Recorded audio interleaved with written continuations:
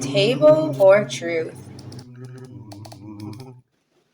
What I don't understand in some people, again, those that believe in conspiracy theories, we saw not that long ago a gentleman who left his family, drove from North Carolina to D.C.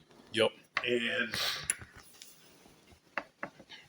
taped a semi-confession to his children that he was going up because he had heard that Hillary Clinton was using code for pizza in this pizza shop. Oh, the Pizzagate incident. Yes, Pizzagate. Okay. And he drove all the way to North Carolina with the weapon and busted into the place to save the children that were in a basement that did not exist. That's somebody who believes something based on a falsehood or a half-truth. But what makes him leave his family? Because he believes in the bigger cause, even though it was a failed cause. Failed? Yeah.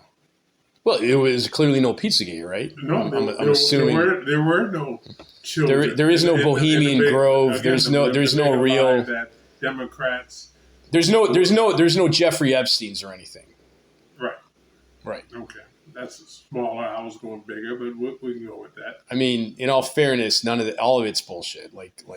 Or could there be some partial truth to that? But no. But what makes some people, and thank God it's a small minority, who would do that? A sense of misguided noble purpose, I think, is a great way to put it. I mean, I would say most minions that follow or are soldiers in a battle who don't know the generals or the politicians' true motives are unfortunately pawns in a bigger game that they don't consciously understand. Well, but being a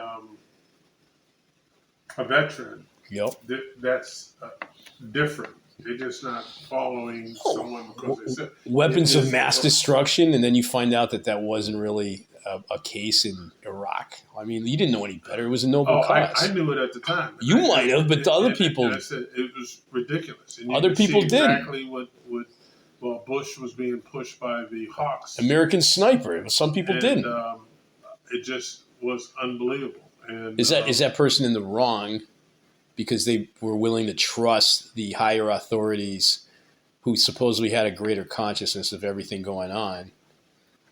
Or is it really the fault of the person who propagates, if you will, the Andrew Tates of the world, who influence in a way that doesn't resonate some higher truth? But even then, if truth is subjective because it's just all just chemical reactions and whatever, then none of it fucking matters. No, but truth is not subjective. So there's an absolute truth. Yes.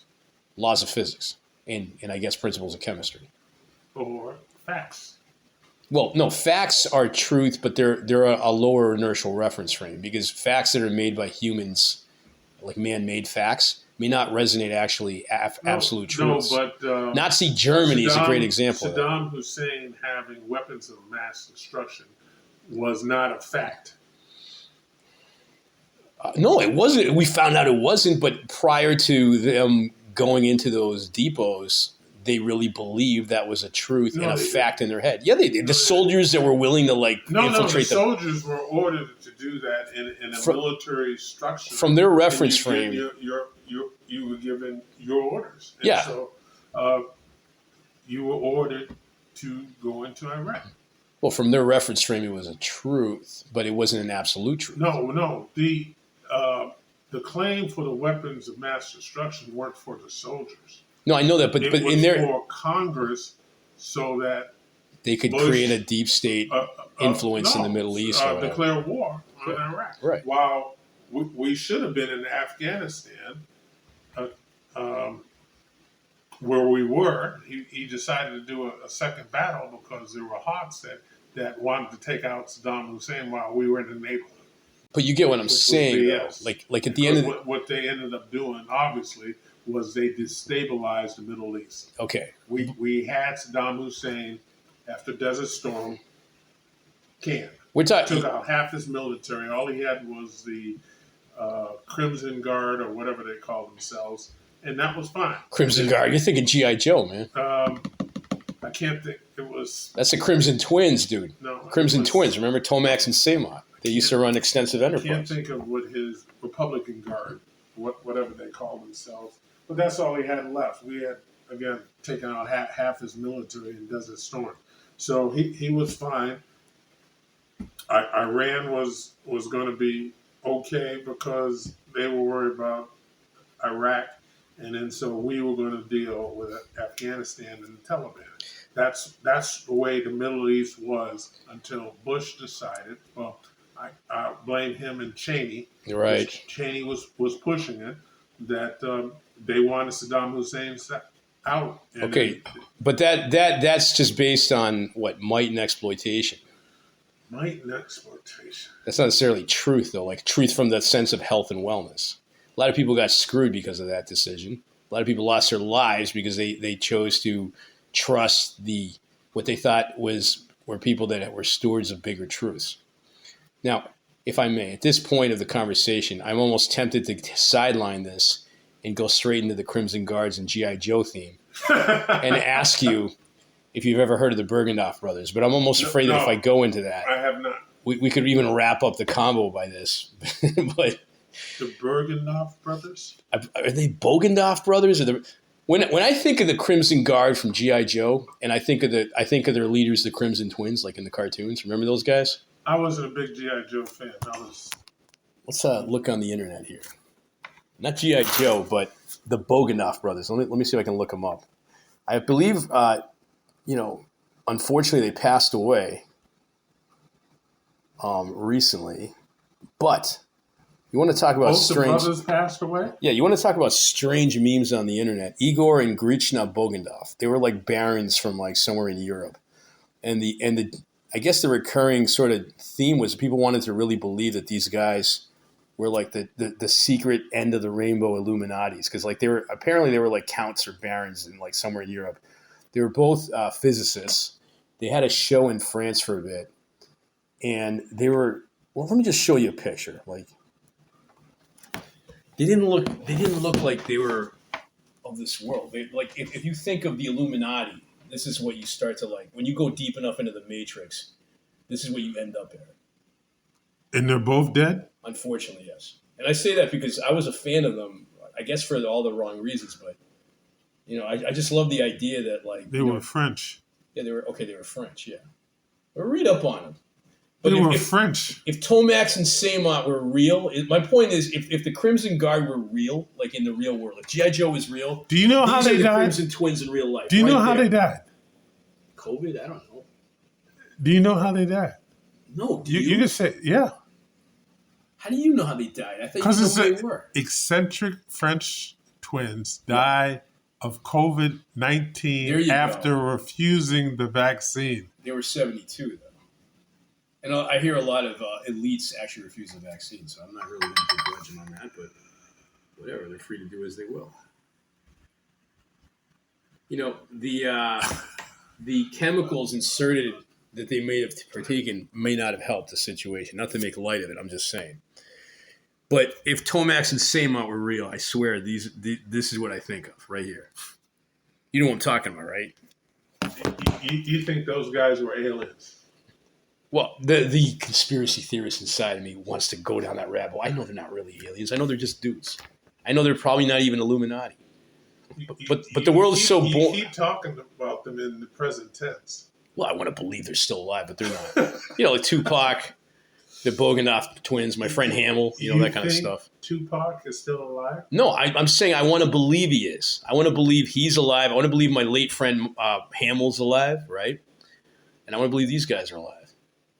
I got a friend from the Navy who this is crazy. This is a true story. And if you ever bump into some of my friends that knew him, this kid was a legend because he was such an eccentric himself.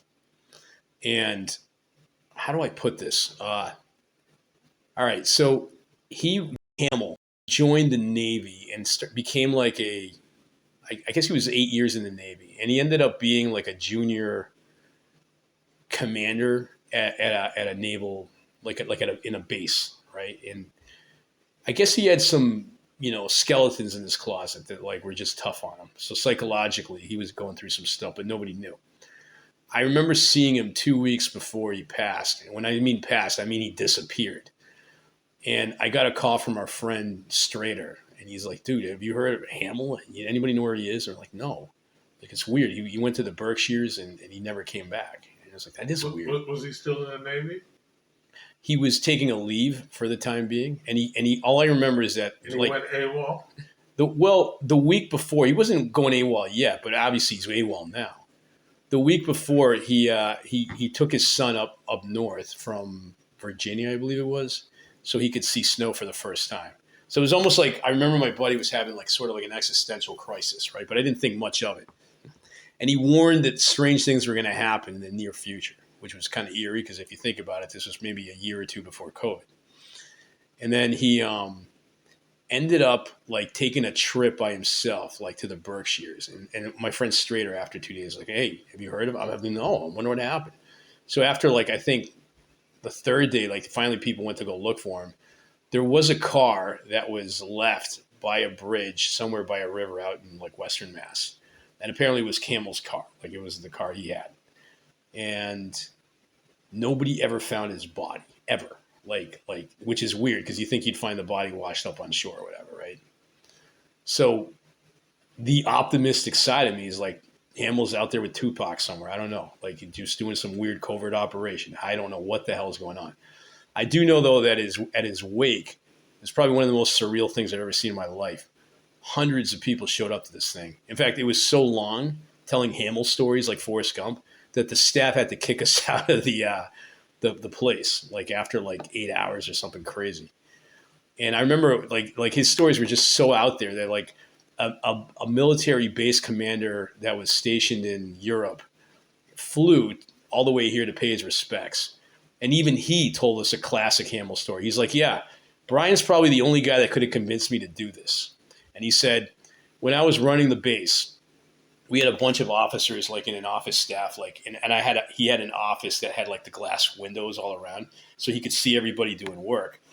And so he's like, these people are not like, they're just not up to par. They're not working. And he's like, I'm getting frustrated having to just like reprimand. So Hamill's like, "I got a great idea." He starts screaming at me from behind the windows, like leave the drapes up, like leave the blinds up, and just start letting me have it, ream at me, right? So he did, and it was all fake, right? Just so that like people realized that this guy could chew people out, and all of a sudden like the work ethic went up a little bit after that. But he's like, only Hamill could have made this happen. Like nobody's insane enough to come up with an idea like that. But we're all laughing because like this is classic Hamill. Like his stories were just like out to lunch, But the moral of the story, going off tangent, is that Hamill, Tupac, maybe the Bogandoff Brothers, maybe who else is missing, disappeared off the face of the earth that we wish was still alive? Tupac's not missing. Well, he's supposedly dead. Yeah, he was shot in Vegas, man. Yeah, but what happened to his body? I don't He know. went to the hospital and they did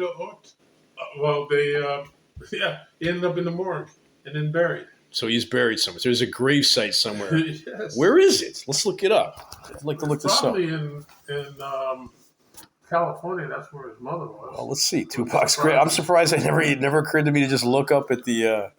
Could be Compton for all I know. All right, his body was cremated the next day. His mother, Shakur, and Afeni Shakur spread part of his ashes over Los Angeles in a special place. Yep. And then at a residence in Stone Mountain.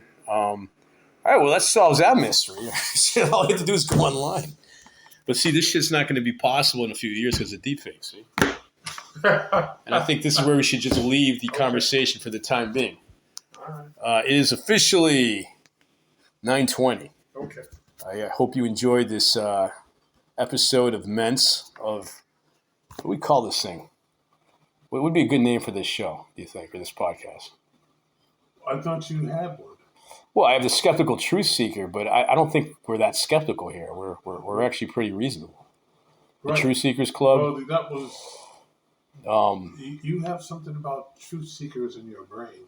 Yeah, truth. Yeah, from my personal little podcast on health and wellness, which you will be able to hear, folks, on the internet, hopefully sooner than later. And I'll keep you posted on that.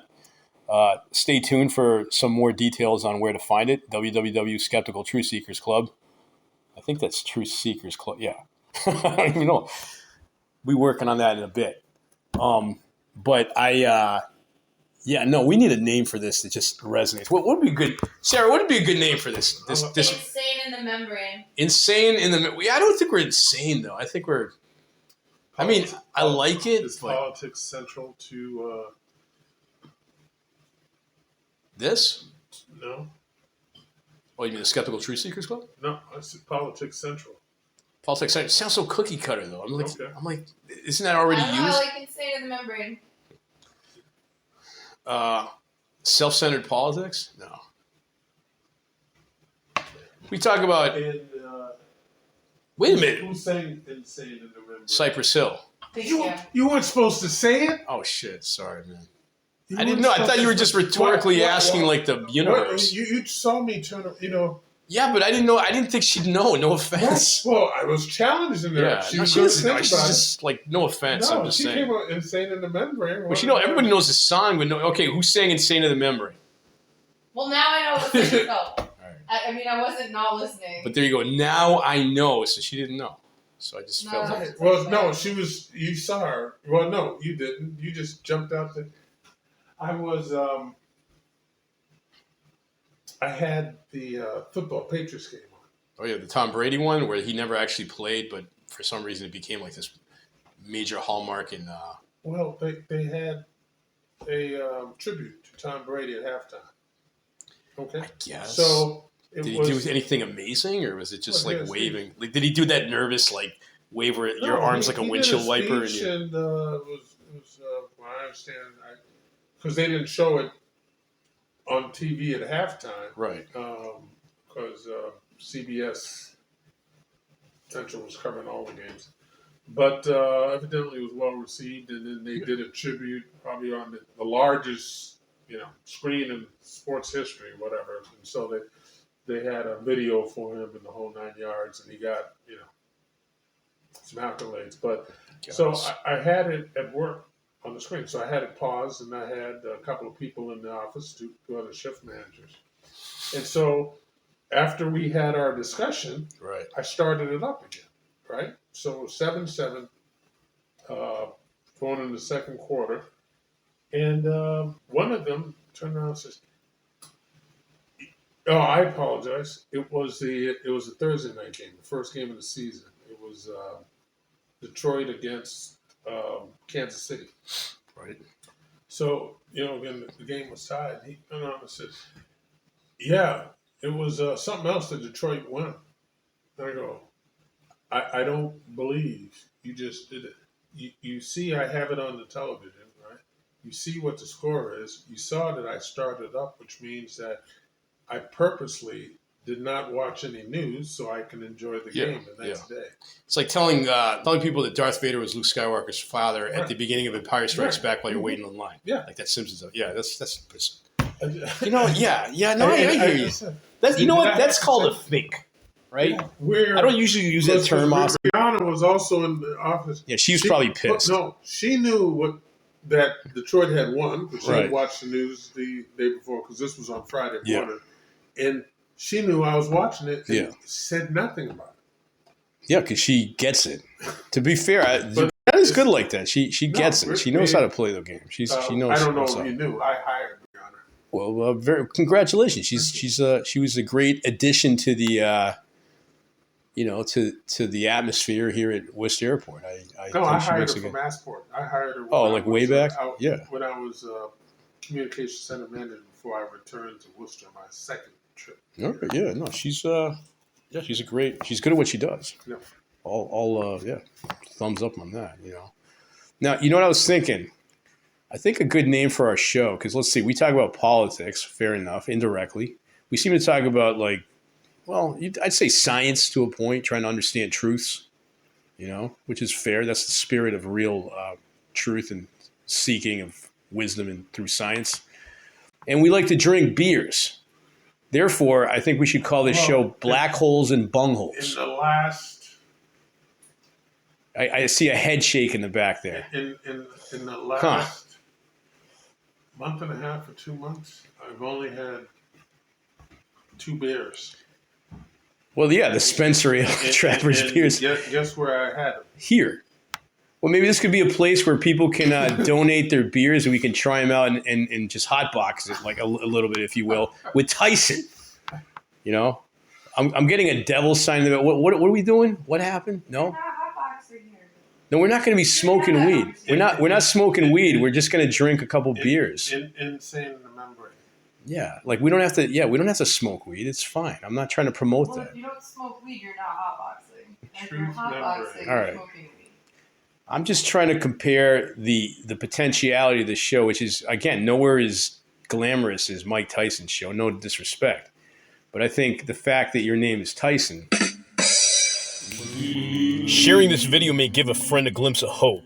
That ounce of strength they needed to rise above the ashes. So hit a like and don't forget to share content.